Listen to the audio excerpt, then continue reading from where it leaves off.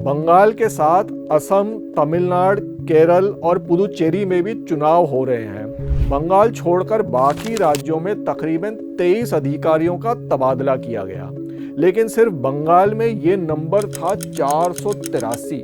यानी बाकी राज्यों को मिला दिया जाए और उसको 20 गुना कर दिया जाए, फिर भी वो बंगाल से कम होगा। तीसरा पॉइंट, बंगाल में 2400 से भी ज्यादा पैरामिलिट्री की टुकड़ियां लाई गईं सिर्फ पहले फेज के लिए। जब मणिपुर हिंसा में जल रहा था तब पता है केंद्रीय सरकार ने पैरामिलिट्री की कितनी टुकड़ियां भेजी? सिर्फ 288। मणिपुर में कत्लेआम रोकने के लिए 288 टुकड़ियां और बंगाल चुनाव के लिए 2400। इससे प्रायोरिटी का साफ पता चलता है। चौथे पॉइंट के लिए एक और अजीब रूल सुनिए। ईसी ने पोलिंग से बिल्कुल पहले वाले दिन शाम 6 बजे से सुबह 6 बजे तक 2 व्हीलरों पर बैन लगा दिया और सुबह 6 बजे से शाम के 6 बजे तक 2 व्हीलरों पर सवारी जाने पर रोक लगा दी। ये किसी और स्टेट में नहीं किया गया। कोई सेंस है इस बात का? असली लॉजिकल डिस्क्रिपेंसी का शिकार तो इलेक्शन कमीशन खुद है। पांचवा पॉइंट, माननीय चुनाव आयोग ने 800 लोगों की सूची निकाली जिन्हें ट्रबल मेकर या शरारत करने वाले लोग बताया और पुलिस को बोला कि इन्हें हिरासत में लिया जाए। मीडिया रिपोर्ट्स के मुताबिक इन 800 लोगों में काफी सारे तृणमूल कांग्रेस से जुड़े हैं।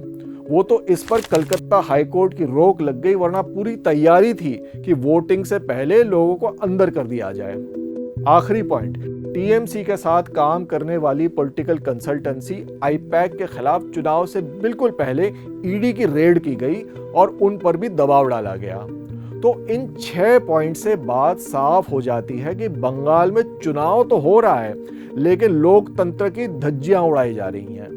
पिछले कुछ सालों में बीजेपी के राज में चुनाव के हर पहलू के साथ छेड़खानी करने की कोशिश की गई है, चाहे वो सीटों की सरहदें तय करना हो या इलेक्टोरल रोल तैयार करना, अधिकारियों का ट्रांसफर हो या सुरक्षा बल को तैनात करने का तरीका।